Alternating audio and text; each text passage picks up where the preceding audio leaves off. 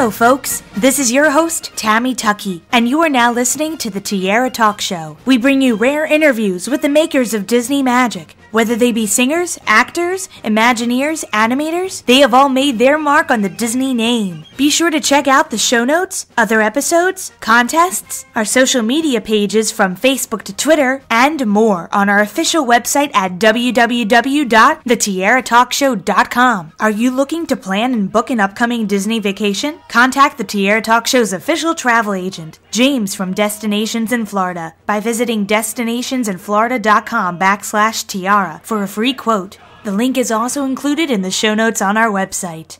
All guest opinions are theirs and theirs alone and do not represent the opinions of the Tiara Talk Show or the host. The Tiara Talk Show is not associated with the Disney Company. Thank you for tuning into this week's episode. And from all of us here at the Tiara Talk Show, have a hoop-de-doo day. Vote for independence, say. Open up the window. I say vote yes.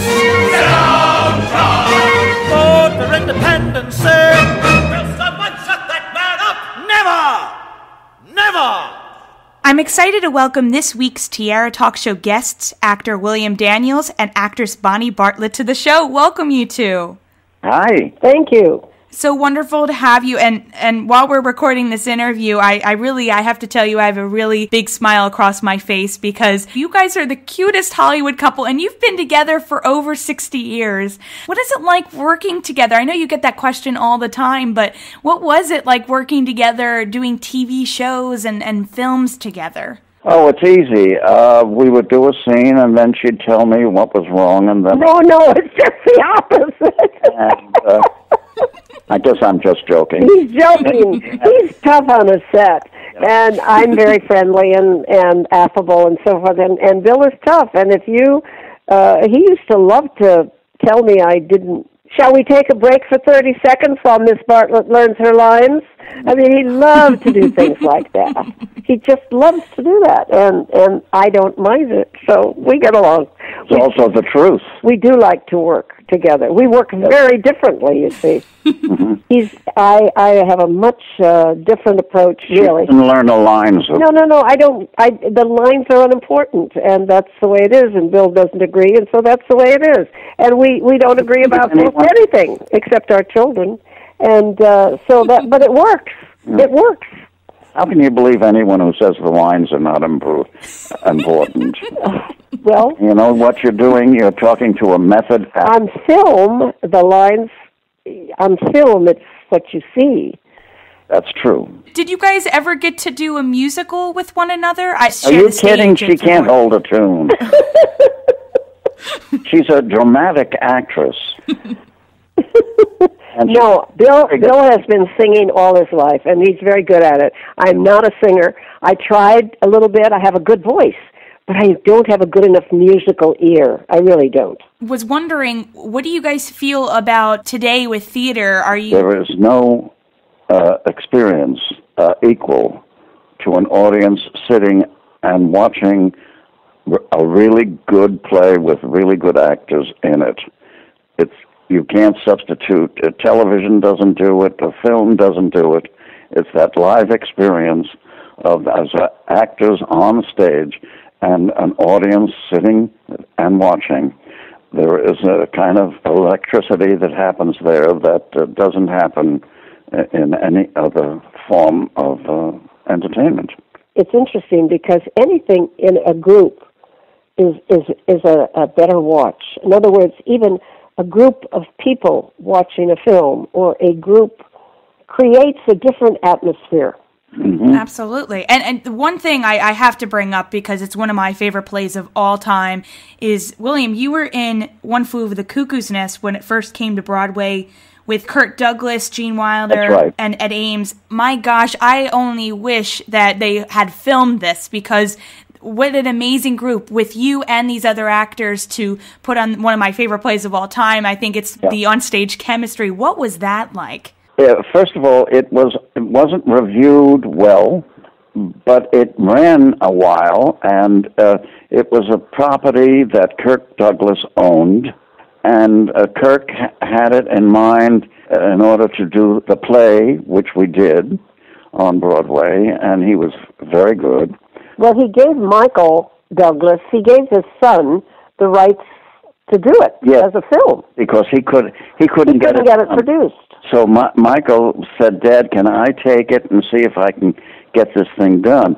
And Kirk thought, well, yeah, sure, take it and get it done and it'll be with me. But what happened was that Michael, he went to Jack Nicholson, who said, I want to do the film. So Michael had to go to his dad and say, Dad, you gave it to me, and we're going to do it, but it's going to be with Jack Nicholson and not you. I didn't want to be there for that. I think the best enunciation of that material was the film. So far that we've seen. That we've seen, yes. It does something that not a lot of films do, where you get a lot of camaraderie between really unusual characters. So just one of my favorites. And another cast of unusual characters, but very, very popular for many years now, is the Boy Meets World cast, which I have to mention because that is our Disney topic of discussion, and they just kind of revived the show with Girl Meets World, and you made an appearance, and I was giddy as a schoolgirl when I got to see you on the screen, as so many other Boy Meets World fans were, because we were all like, yay, Mr. Feeney's coming back. I see. Well, I guess that was the idea, kind of, because Boy Meets World ran for, 6 or 7 seasons, and Mr. Feeney became a kind of iconic character out of that, and so Michael Jacobs, the producer and creditor behind the whole thing, really wanted to somehow include Mr. Feeney, and so did Disney, as a matter of fact.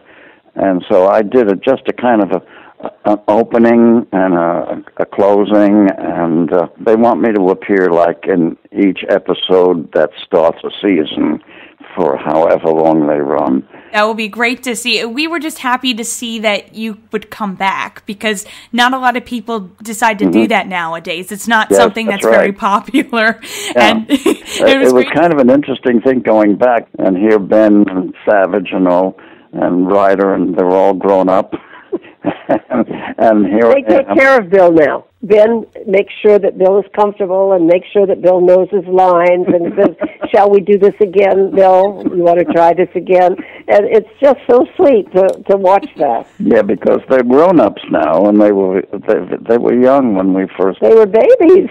Yeah, right, 11 years old or something like that. And Bonnie, you got to be in the show, too, for a couple of episodes as Dean I think it was the last season.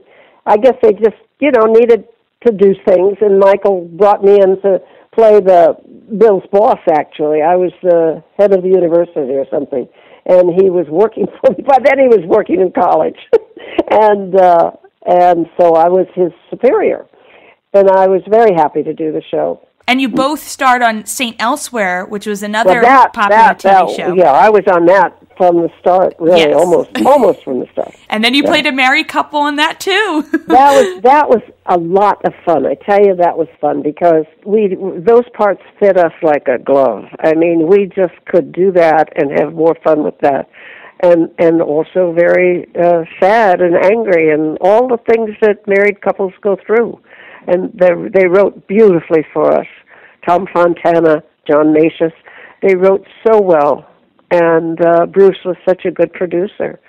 And that's a show we will never, ever, ever forget or have the same experience, because there were so many wonderful actors on it. And, gosh, we missed that show. Now, somebody posted a video clip of you guys filming in Philadelphia at Independence Hall. So I can only imagine deja vu. And then William, you're quoting some lines from 1776, which was a lot of fun for people who knew the musical. Or well, they did that kind of on purpose. And I remember sitting there in Philadelphia.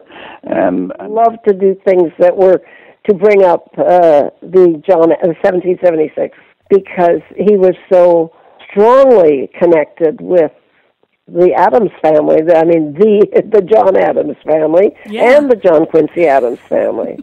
I mean, Bill was marvelous in both of those parts, and so they always bring it up. It's kind of wonderful that people, that play, people really, really conscious of who they were, what country they live in and what the people went through to get that country going. And I think it's been ever since. It's just been a wonderful, connection with people that wasn't there before. I think the play did a really great thing for the country. I really do. For me, it was very interesting because I was playing first John Adams, and then later on I was playing John Quincy Adams, and I had been sick, had an operation. I went in and in a kind of a weakened condition, and the room where it all took place, where the authentic room where Adams... Where he died, the very desk that he died in. So they opened that room for us to film, and it just so happened that I had had an operation. So I was in a kind of a weakened condition, as I think John Adams, or Quincy Adams, was going into that place where it all actually happened, and sitting at the desk that John Quincy sat at, his desk. I sat at his desk, feeling not as well as he probably didn't either, because he died right there. Did you get a chance to read the letters that John Adams wrote to Abigail yes, and vice they're versa? Wonderful. She was a wonderful woman, too. We have the book, as a matter of fact. We have them all, yeah. We have so many John Adams and all the Adams family books. She was a wonderful woman. Amazing what she did in her lifetime, raising those children and doing the farm and dealing with him, and so brilliant, so brilliant. She wrote, "Don't Forget the Women." Now, Bonnie, if you could have played any of the representatives, who would you have wanted to play? Well, you know, I'm actually related to Bartlett from New Hampshire. Really? Yeah, he's a distant relative. Wow. My family on my father's side goes back that far. Yeah, we go way back, way back. I could have been a daughter of the Revolution. My dad and I are big fans of the John Adams and Ben Franklin relationship. What was your co-star like to work with as your Benjamin Franklin on Broadway and in the film? That was Howard Da Silva. He was a real pro. He'd been in the theater for a long time. He played Reginald Judd in Oklahoma and so forth. And he would every once in a while get bored with John Adams carrying on, and he would supposedly be asleep and at his desk as Benjamin Franklin. That would be all right, but when he started snoring during one of my speeches, I just walked over with the cane and clobbered his desk, so he had to wake up. He would steal a scene if he could. And I love him, and he loved me, but he was competitive always, as most actors are. And in rehearsals, he was much taller and bigger than I. I would play scenes with him where he'd throw his arm around my shoulder and so forth, and I'd come off at one time, I remember, with another member of the cast, and I said, "Man, this is wearing me down. I'm tired." He said, "That's because he's leaning on you." So this was during rehearsals before we even opened up. So I had to keep my cane in front of him and me to keep him away from me so he wouldn't lean on me that way and wear me down. He was a real trooper. And very interesting man, very interesting life. And now I have 3 Disney questions I always ask my guests, so we'll start with the Donald one. What was one of your favorite Disney films to see in the movie theater? I adored Snow White. I love that story, and I love that film, and I can see now in my mind that wicked mother in front of the mirror. Oh, I loved her. She was scary. Yeah, Snow White was my favorite. Well, actually, I didn't go to films very much in those days. And our goofy question, what Disney character do you think would be your best friend if you met them in person? Mickey Mouse? I don't know. And I could be Minnie Mouse? Yeah! I could be Mickey and Minnie Mouse. I love that answer. I never really thought about that. You know, we fight little, and our kids say we're like cats fighting. So I guess Minnie Mouse and and Mickey Mouse wouldn't be so far away. Minnie and Mickey. And speaking of Mickey, our Mickey question, if I asked you to name any Disney song at this very moment, what immediately comes to mind? Yeah. Oh boy. Well, the songs from that Sherman wrote. The Sherman Brothers, like Step in Time and all Feed the those Birds. Songs. Yeah, I can't do them because I'm not good at that. But my granddaughter can sing all of those word for word. You know, I mean, she could sing all those. Ramadocious, all that stuff. You know, or what is the thing? Medalliadocious. Yeah. I need to plug your website, William. So it's WilliamDanielsTheActor.com. I want to thank you both for coming on the show. This has been wonderful to talk with you, and I cannot wait to see you hopefully on the TV and film screen again, and also with a book, with a memoir. Thank you very much, Tammy.